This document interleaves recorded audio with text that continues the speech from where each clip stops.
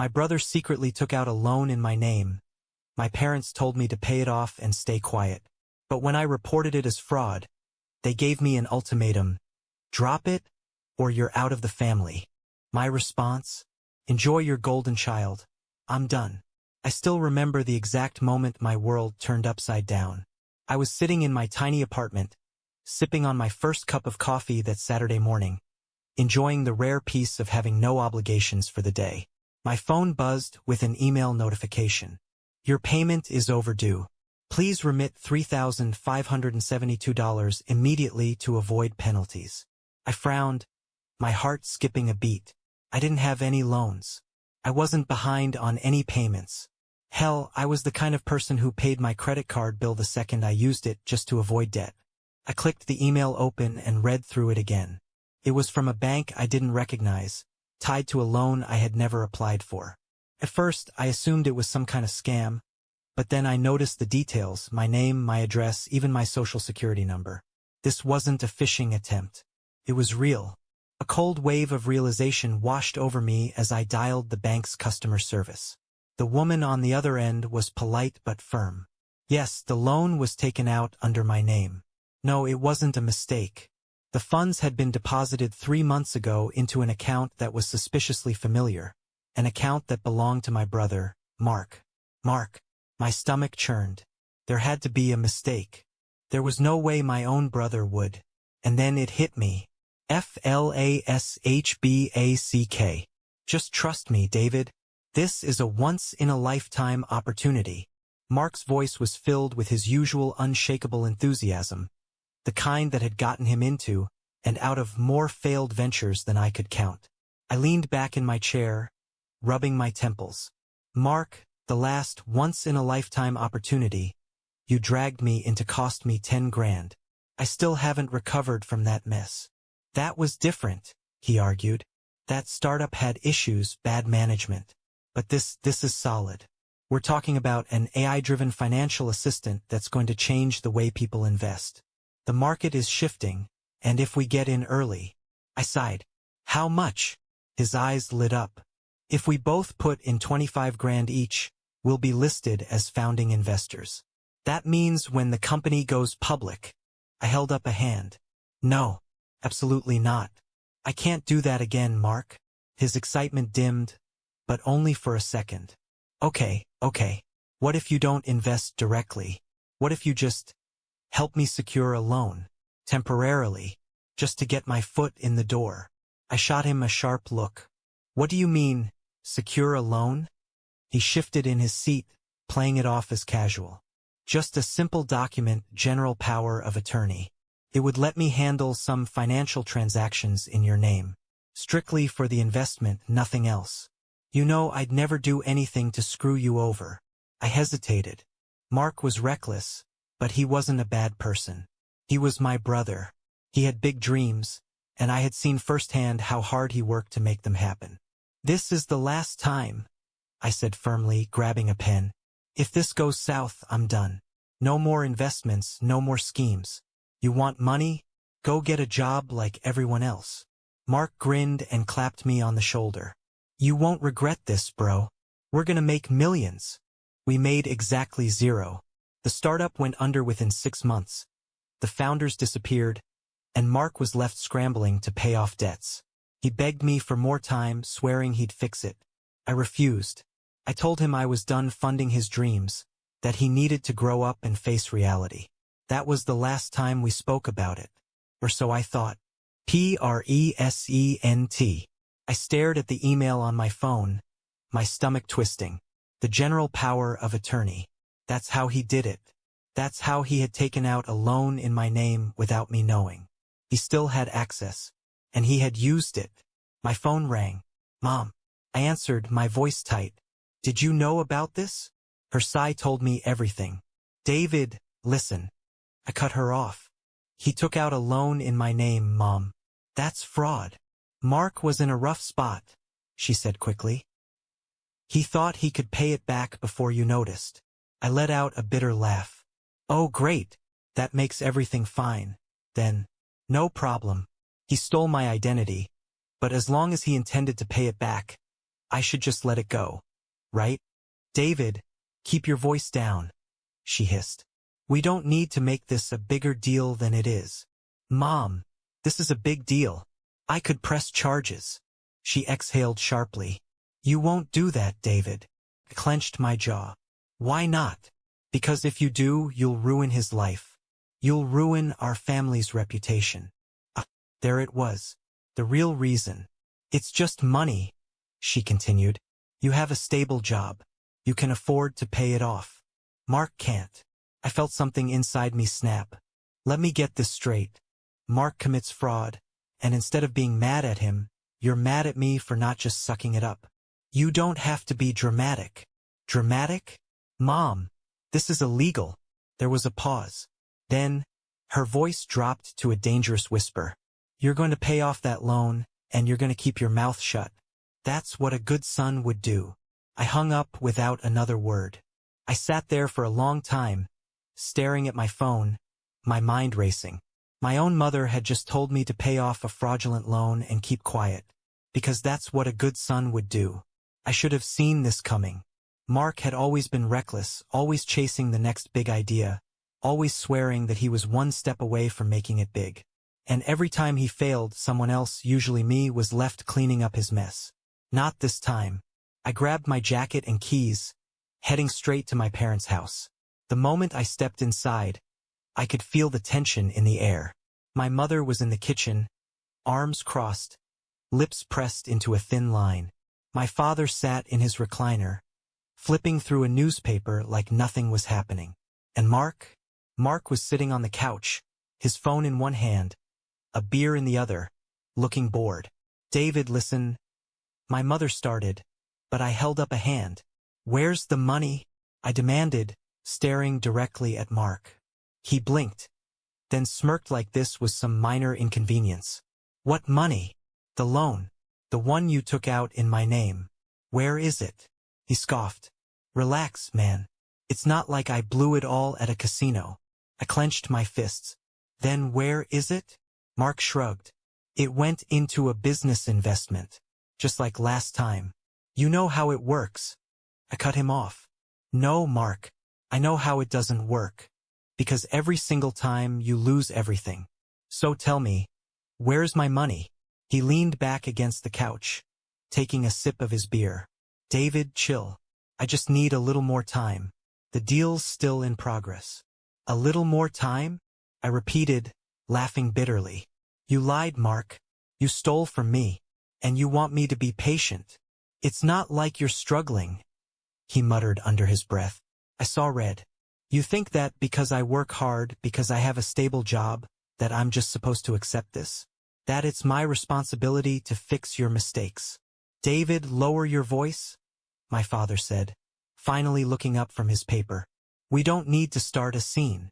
I turned to him, incredulous. A scene? You think I'm making a scene? Dad, do you even hear yourselves? You're protecting a con artist just because he's your son. Newsflash. I'm your son too.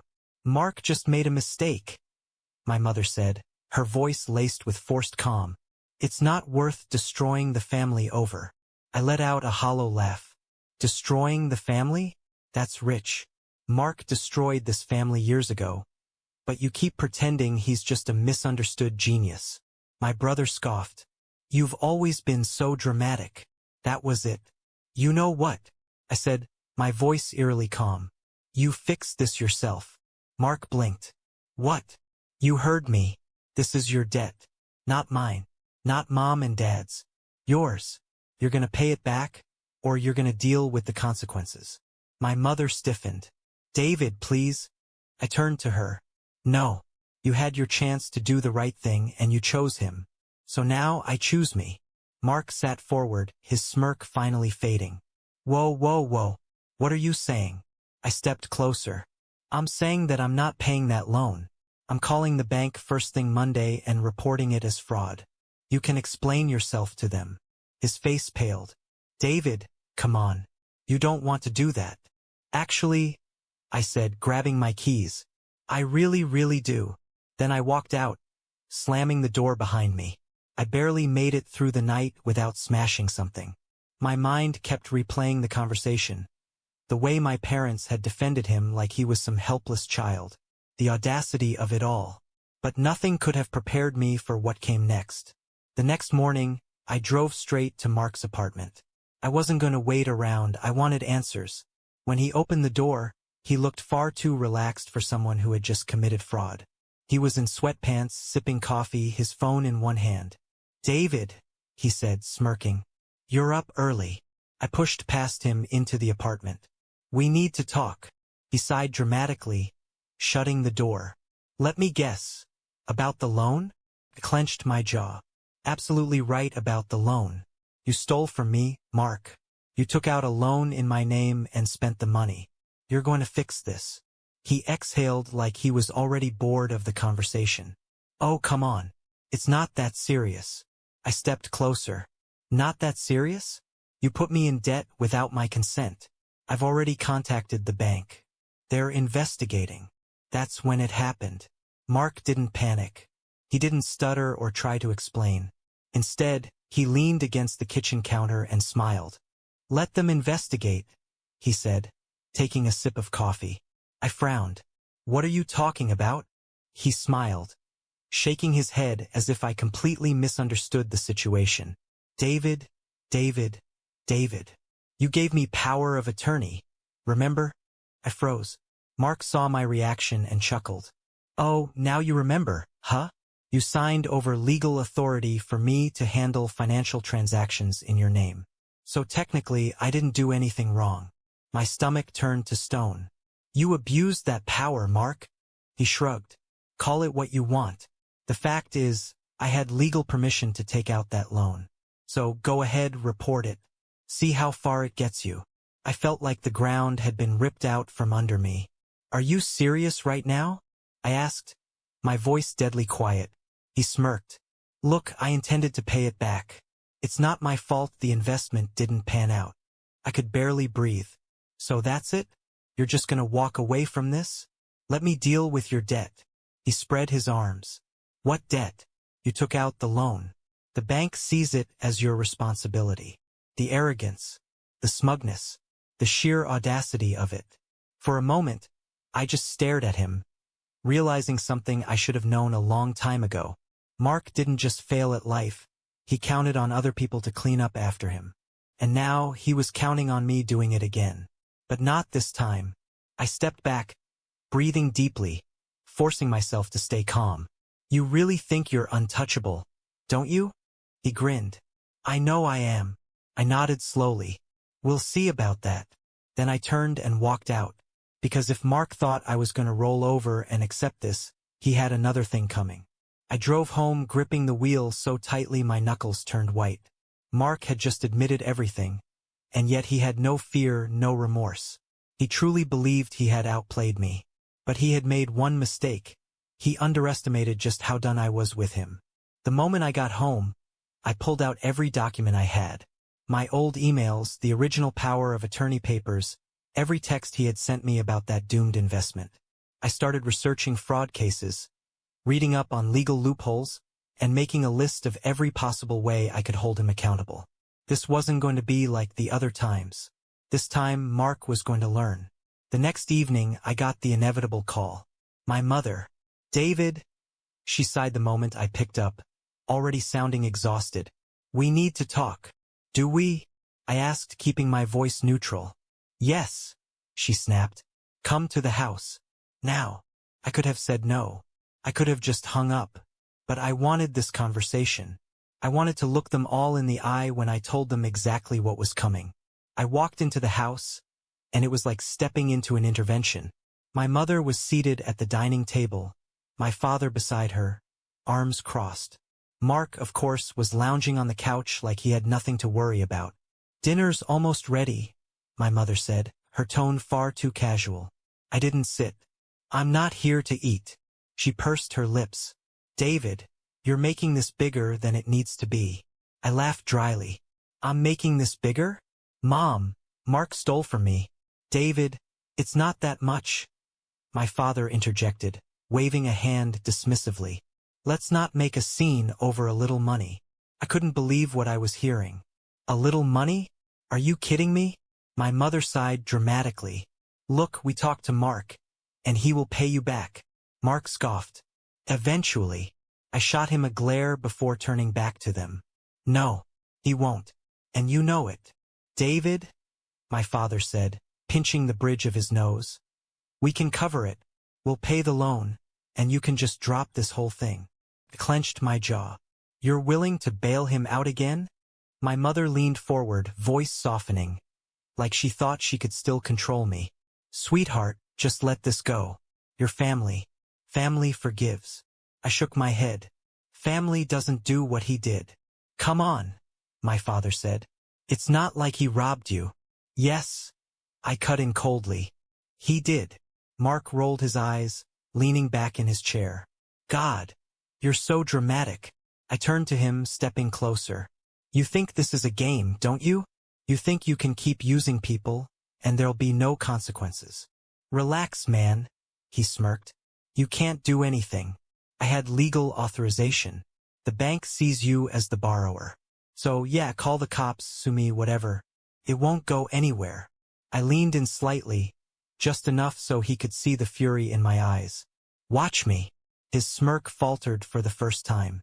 I turned back to my parents. And if you think this time I'm going to be the good son who just fixes everything, you're dead wrong. David, my mother warned. No, I snapped. Enough. I have let him get away with this for years. I let you two make excuses for him. I let you guilt me into fixing his messes. But this time, he crossed the line. My father sighed. So what, you're going to ruin your own brother's life? I stared at him. No. He ruined it himself. Mark scoffed. You're bluffing. I smiled. You'll find out soon enough. Then I turned and walked out, slamming the door behind me, because I had already made up my mind. I was pressing charges. The next morning, I was sitting across from a lawyer, a man named Richard Hayes. He was in his mid-40s, sharp-eyed, and completely no-nonsense. After listening to everything I laid out, he leaned back in his chair, steepling his fingers. You've got a solid case, he said. Your brother may have had power of attorney, but the way he used it, taking out personal loans without your direct consent, could absolutely be considered financial abuse. If we push hard enough, we could argue fraud. I exhaled slowly, letting the reality of it sink in. What happens next? I'll start by drafting a formal complaint to the bank, stating that you're disputing the debt and alleging fraudulent misuse of power of attorney. If the bank takes your side, they'll report it as a crime. If they don't, we go to law enforcement ourselves. I nodded. Do it. Richard studied me for a moment. Are you ready for this? Once we file, it's out of your hands. If charges stick, your brother could be looking at some serious legal trouble. I clenched my jaw. Good. By the next afternoon, the fallout had begun. It started with my mother. She called 6 times before I finally picked up. David! She screeched before I could even say hello. What did you do? I stayed calm. I filed a fraud report. Since Mark stole from me. He did not steal from you, she shrieked. You gave him permission. I sighed. I gave him permission to act in my best interest, not to take out a loan and blow the money on another failed get-rich-quick scheme. He was going to pay you back. I laughed bitterly. Oh yeah? With what money? Silence. Then she tried a different tactic. David, please. Think about what this will do to him. If the bank rules against him, they could involve the police. This could ruin his future. I felt a cold, detached kind of anger settle over me. Mom, he ruined his own future.